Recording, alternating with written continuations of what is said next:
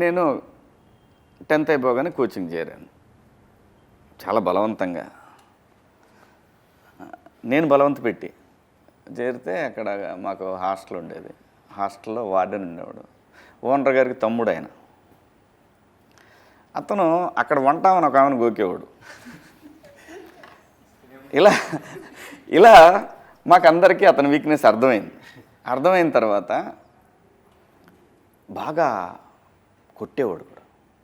10th class పిల్లలే కదా, కొట్టేవాడు. కొడితే ఏం చేసాడంటే ఒక నైటు చక్కగా కూర్చొని మందేస్తున్నాడు, మందు పోసుకొని తాగుతుంటే కరెంటు తీసేసాము. ఆ తర్వాత ఏం జరిగిందో తెలియదు, పెద్ద పెద్ద సౌండ్లు వచ్చినాయి, దుప్పటేసాం, పిచ్చ కొట్టుడు కొట్టేసాం. నిజంగా పిచ్చ కొట్టుడు కొట్టాం. కొట్టిన తర్వాత పాపం కొట్టిన వాళ్ళని కాకుండా చదువుకునే పిల్లల్ని పట్టుకున్నారు వాళ్ళు. అంటే అంత కసిగా బిహేవ్ చేసేవాళ్ళు వాళ్ళు. ప్రతి వాడికి కోపం వచ్చేది. వాడేం చదివాడంటే మళ్ళీ చెప్పరు. మళ్ళీ పోయిన ఆల్ ఇండియా ర్యాంకర్ని పెట్టాలి కదా, అక్కడ కూడా అలా పెట్టరు. ఎందుకంటే వాడికి సెన్స్ ఉంటుంది. ఖచ్చితంగా.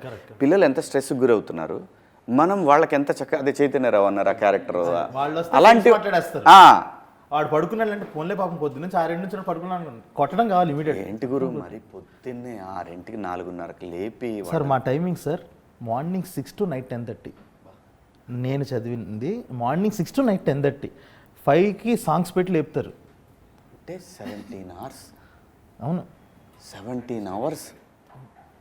నీ అమ్మ భూమి మీద ఎవడన్నా చదువుతాడు రా, అలాగ మనిషి అనేవాడు. ఏం మనుషులు రా మీరు. ఏ ఊరు మంది అమ్మ?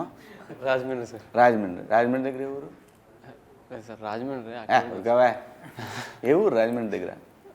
నాన్నగారిది సార్. దగ్గర దోసకాయలపాడ. సార్ దోసకాయలపాడ లేదు సార్. అంటే మమ్మీది రాజమండ్రి, సో మేము ఉన్నది కూడా అక్కడే. డాడీ తాడేపల్లి కూడా. చూసా టీపీ కూడా. నాన్న చెప్పుకోవట్లను అమ్మ చెబుతున్నావు రాజమండ్రి అని. వెస్ట్ ఇండీస్లో కలిపేసావు టోటల్గా.